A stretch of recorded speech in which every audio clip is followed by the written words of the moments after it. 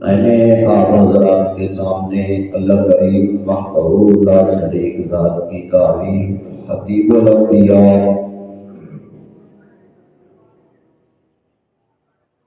امام الانبیاء حبیب کبریاء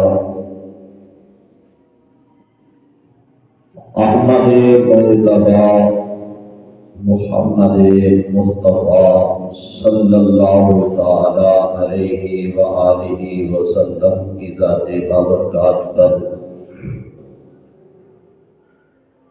عقیدت و محبت کے ساتھ ہدیہ درود و سلام کا نذرانہ عقیدت پیش کرن تو علاوہ اللہ کریم وحدہ لا شریک ذات کی عظیم و شان بابرکت لا ریب بے مثل بے مثال کتاب قرآن مجید و فرقان حمید دے وچوں دو آیت مبارکہ نوں تلاوت کرن دا شرف حاصل کیتا ہے۔ دعا فرماؤ رب کائنات حق سچ بیان کرن دی توفیق عطا فرمائے، اور اللہ کریم وحدہ لا شریک ذات سارا حق دیا گلاں سن کے سنا کے سمجھ کے اللہ کریم عمل دیا عظیم توفیقاں عطا فرمائے۔ میرے پیارے اور مسلمان بھائیوں، دوستوں، بزرگوں، نوجوان ساتھیوں، رمضان المبارک مقدس مہینے کی آمد بالکل قریب ہے۔ رمضان کے علاوہ غالباً ایک جمعہ اور آئے گا، اس کے بعد پیارا مقدس و معطر مہینہ ہمارے پاس تشریف لا چکا ہوگا، اور جس گھر کے اندر مہمان کی آمد ہوتی ہے وہ گھر والے مہمان کی آمد سے پہلے مہمان نوازی کے لیے تیاری کرتے ہیں، اس کے کھانے پینے کے لیے یا اس کے بیٹھن اٹھن کے لیے صفائی ستھرائی کا اہتمام کرتے ہیں۔ اور ہمیں بھی اللہ کریم نے یہ شعبان المعظم کا پیارا مہینہ جو عطا فرمایا ہے، اس کے اندر ہمیں تیاری کا موقع دیا گیا ہے کہ تم تیاری کرو، تمہارے پاس ماہ مقدس رمضان المبارک کا پیارا مہینہ تشریف لا رہا ہے، جس کے اندر سب سے بڑی رات شب برات کی رات ہے۔ اس سے ہی ہماری تیاری کا آغاز ہو جاتا ہے۔ جیسے ہم اپنے گھر کو صاف ستھرا کرتے ہیں، ایسے ہی اس دن شب برات کی رات کو ہم اپنی جسامت کو صاف کرتے ہیں۔ گناہوں سے پاک ہونے کی رات ہے جو اللہ نے مجھے اور آپ کو عطا فرمائی ہے،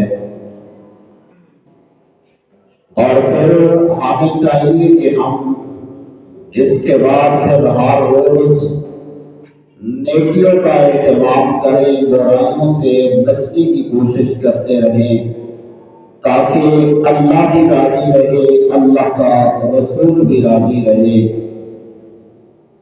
اور آپ نے ایک دعا اور کرنی ہے، مقدس و معطر مہینہ آ رہا ہے، اس کا صدقہ اور جمعۃ المبارک دن کا صدقہ اللہ کریم میرے جیسے شخص کو سیاسی گفتگو نہ کرنے والی توفیق عطا فرمائے۔ جو ہمارا سیاست کے ساتھ کوئی تعلق نہیں ہے، ہمارا تعلق اللہ کے دین کے ساتھ صاف ہے، اور اللہ کرے تو زندگی رہے۔ ہمارا مشن صرف ایک ہے کہ ہم نے ایک دوسرے کو اس رستے پہ چلانے کی کوشش کرنی ہے جو رستہ سیدھا جنت کے اندر جا رہا ہے۔ کوئی نماز نہیں پڑھتا تو ہماری کوشش ہے کہ ہم اس کو دعوت دیں کہ وہ نماز پڑھے۔ اگر کوئی روزہ نہیں رکھتا ہماری کوشش ہوگی کہ ہم اس کو دعوت دیں کہ وہ روزہ رکھے۔ اگر کوئی اللہ کا قرآن نہیں پڑھتا تو ہماری کوشش ہوگی کہ ہم اس کو دعوت دیں کہ وہ قرآن پڑھے، اور جس کو قرآن نہیں آتا ہماری کوشش ہونی چاہیے کہ ہم اس کو قرآن پاک پڑھائیں تاکہ وہ قرآن پڑھنے والا بن جائے۔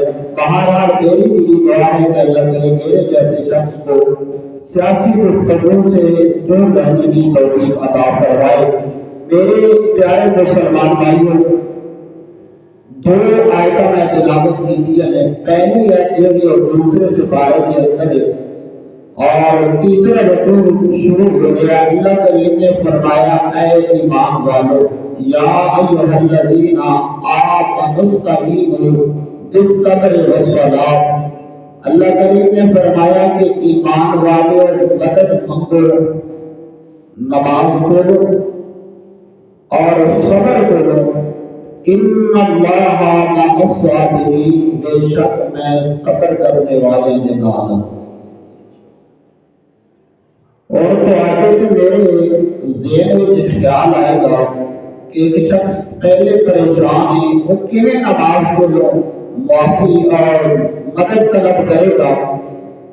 میں کتابوں کے وچ پڑھے، میرے سرکار نے فرمایا کہ جب میری ذات پر کوئی مشکلات آتی نا تو میں وضو کر کے نفلی عبادت شروع کر دیتا ہوں۔ اللہ کے محبوب فرما رہے ہیں کہ میرے اوپر جب کوئی مشکل وقت آتا تو میں نفلی عبادت شروع کرتا اور نفلی عبادت کا صدقہ اللہ میری پریشانیاں دور فرما دیتا۔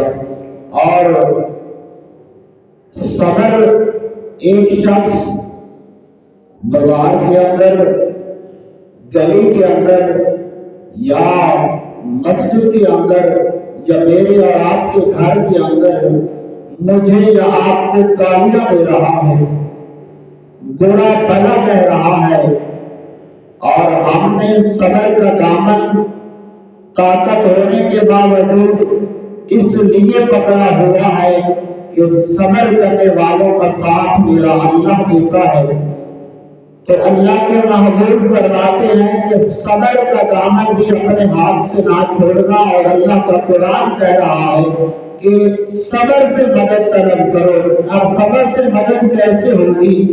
ایک ایسا مقام تھا جہاں ایک غیر مسلم صحابی رسول کو گالیاں نکال رہا تھا، اور صحابی رسول نے اپنا چہرہ مقدس نیچے جھکایا ہوا تھا اور خاموشی کے ساتھ اس کی گالیاں سن رہے تھے، اور ایک طرف میرے محبوب بیٹھے دیکھے مسکرا رہے تھے۔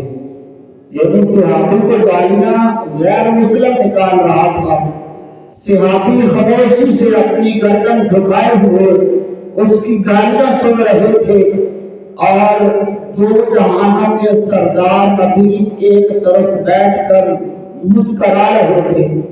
تھوڑی دیر گزری تو اس صحابی نے صبر کا دامن چھوڑا اور گالیاں نکالنے والے کو جواب دے دیا۔ جب جواب دیا تو میری سرکار کا چہرہ لال سرخ ہو گیا اور اپنا چہرہ اس صحابی کی طرف سے پھیر دیا۔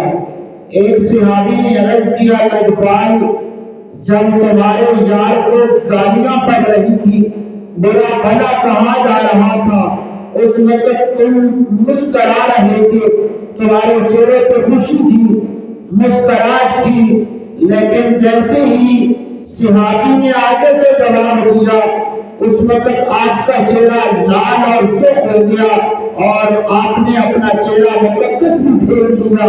میرے کملی والے آقا نے فرمایا جب میرے صحابی نے اس کو جواب دیا نا، اس کے اندر میرے صحابی کے اندر کوئی فرق باقی نہیں رہا، لیکن جب میرے صحابی کو گالیاں دے رہا تھا، میرا صحابی اپنا چہرہ مقدس نیچے جھکا کر اس کی گالیاں سن رہا تھا، اس وقت میں اپنی آنکھوں سے دیکھ رہا تھا کہ میرے صحابی پر اللہ کی رحمت برس رہی تھی، اللہ کی رحمت برس رہی تھی۔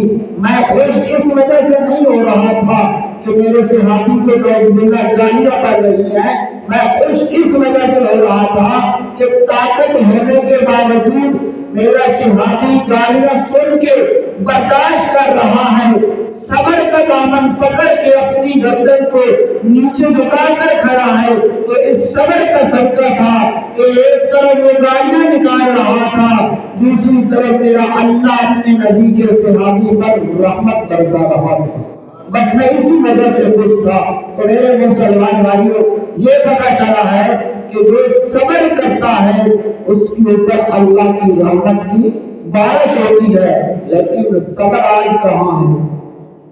آج تو گھر کے اندر اگر روٹی لیٹ ہو جائے تو صبر ناممکن ہو جاتا ہے۔ گالیاں تو بڑی دور کی بات ہے نا، گالی تو بڑا سخت لفظ ہے، یہ تو زبان پہ آنا بھی نہیں چاہیے، اور ہم تو روٹین کے ساتھ مذاقیہ طور پر بھی ہزاروں گالیں نکالتے ہیں۔ تو دوسری آیت کو میں نے پڑھی ہے، وہ 5واں سپارہ ہے، غالباً وہاں پر 6 رکوع کا اختتام ہو رہا ہے، ایک آیت اس سے پہلے ہے۔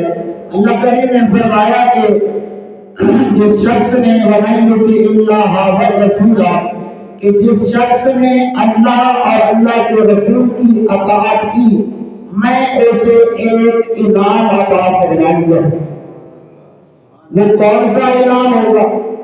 اللہ کریم نے فرمایا کل قیامت والے دن ہو سکتا ہے میں اس کو اپنے نبیوں کا ساتھ عطا فرماؤں، ہو سکتا ہے میں اس اطاعت کرنے والوں کو اپنے صدیقین کے ساتھ عطا فرما دوں، اور ہو سکتا ہے اس کو کل قیامت والے دن میں اپنے شہداء کے ساتھ اٹھاؤں، اور ساتھ ہی آگے فرما دیا کہ ہو سکتا ہے میں اسے اپنے نیک بندوں کی جماعت میں کھڑا فرما دوں، اور ساتھ پھر آیت کے آخری حصے میں فرمایا وَحَسُنَ أُولَٰئِكَ رَفِیقًا، فرمایا کہ یہ بڑے اچھے ساتھی ہیں۔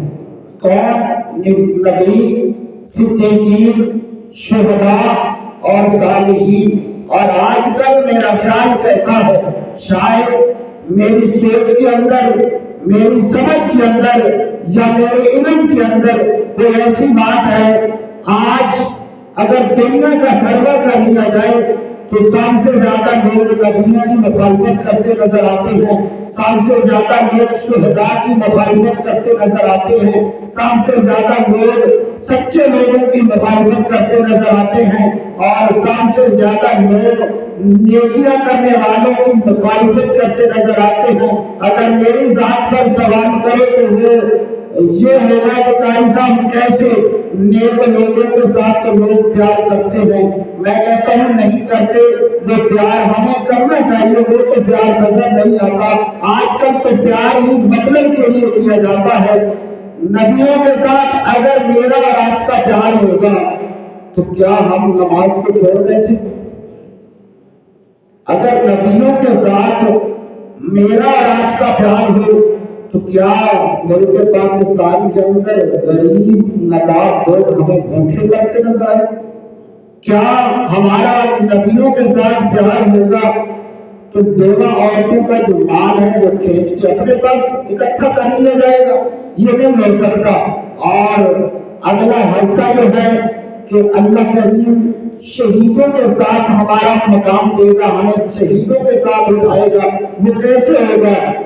آج میں اگر درس دوں کہ یار فلاں علاقے کے اندر مسلمانوں کے اوپر غیر مسلم حملہ آور ہے، آئے اکٹھے ہو کر مسلمانوں کا ساتھ دیتے ہیں، تو کہتے ہیں نہیں بھائی نہیں، اسلام امن کا درس دیتا ہے۔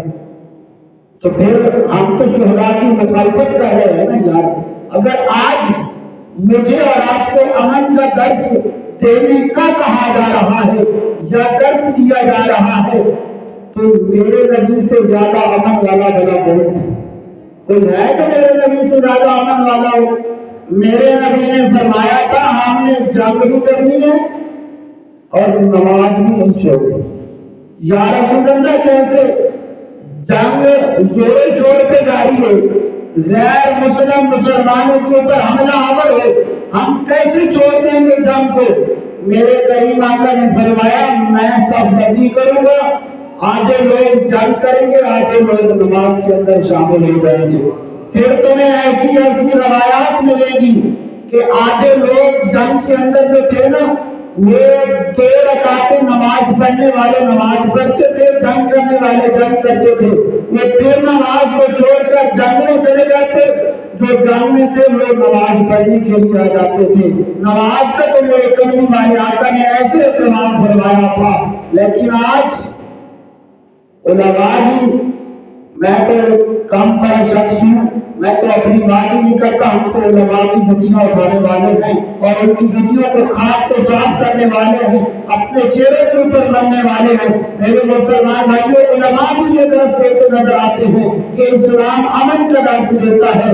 میں کہتا ہوں اگر اسلام امن کا درس دیتا نا تو میرے آقا حسین کبھی بھی اپنا کنبہ کربلا کے میدان کے اندر شہید نہ کرواتے۔ درس تو امن کا تھا، پھر امن ہی رہتا نا، لیکن امن وہ امن نہیں ہے کہ کوئی اسلام کے اوپر حملہ آور ہو جائے اور ہم امن کی بات کرتے رہے۔ آقا حسین نے مجھے آپ کو بتلایا ہے کہ اگر کوئی اسلام کے اوپر حملہ آور ہو جائے اس وقت یہ امن نہیں کہ گھر بیٹھ جائے، اس وقت یہ امن ہے کہ اپنے 6 مہینوں کو لڑتے جگہ کو بھی اللہ کی راہ پر قربان کر دینا چاہیے، یہ امن ہے۔ لیکن شاید ہم سمجھنے کے اندر کافر ہے۔ ایک شخص میں دیکھتا ہوں، آپ بھی معاشرہ دیکھ رہے ہوں، ایک شخص گالی گلوچ کرتا ہے، نشہ کرتا ہے، شرابی ہے، ذاتی ہے، وہ کبابی ہے، اس کے ساتھ دنیا کھڑی نظر آئے گی۔ ایک شریف النفس انسان ہے جو کسی کو برا بھلا کہتا نہیں، سوچتا بھی نہیں ہے، وہ تمہیں اکیلا نظر آئے گا۔ تو کیسے ہم نیکی کرنے والے لوگوں کے ساتھ ہم چلتے نظر آتے نہیں نظر آتے۔ ایک شخص سچ بولتا ہے، وہ چاہے کچہری ہو، چاہے وہ تھانہ ہو، چاہے وہ بڑے پنچایت ہو، سچ کہنے والے کو مار دیا جاتا ہے، سچ کہنے والے کو سزا دی جاتی ہے، جھوٹ بولنے والے کو چھوڑ دیا جاتا ہے۔ سارے عام پتہ بھی ہے کہ یہ جھوٹ بول رہا ہے، لیکن پیسے کی بدولت اسے چھوڑ دیا جاتا ہے، والدین اعظم کا صدقہ اسے رہا کر دیا جاتا ہے۔ ایک سچا انسان ہوتا ہے، وہ ہر جگہ پہ یہ کہتے نظر آتا ہے کہ میں اگر ڈرتا ہوں تو صرف فارس والے خدا سے ڈرتا ہوں، اگر میں ڈرتا ہوں تو مدینے والے مصطفیٰ سے ڈرتا ہوں۔ کہتے اسے پکڑ کے اندر جاتے، کیوں؟ اس کے ساتھ بولتی ہے، یہ سچ بول رہا ہے، یہ پیسہ دینے والا نہیں ہے، یہ سچ بولنے والا ہے۔ لیکن یاد رکھنا، مجھے یہ بات کہنے میں کوئی عار نہیں ہے، کوئی دقت نہیں ہے، کوئی مجھے ڈر خوف نہیں ہے، میں نہیں کہہ رہا، اللہ کا قرآن کہہ رہا ہے کہ میں انہیں انعام دوں گا جو سچ بولنے والوں کے ساتھ ہوں گے، جو نبیوں کے ساتھ ہوں گے، جو شہداء کے ساتھ ہوں گے، جو نیک لوگوں کے ساتھ دنیا میں محبت کریں گے، پیار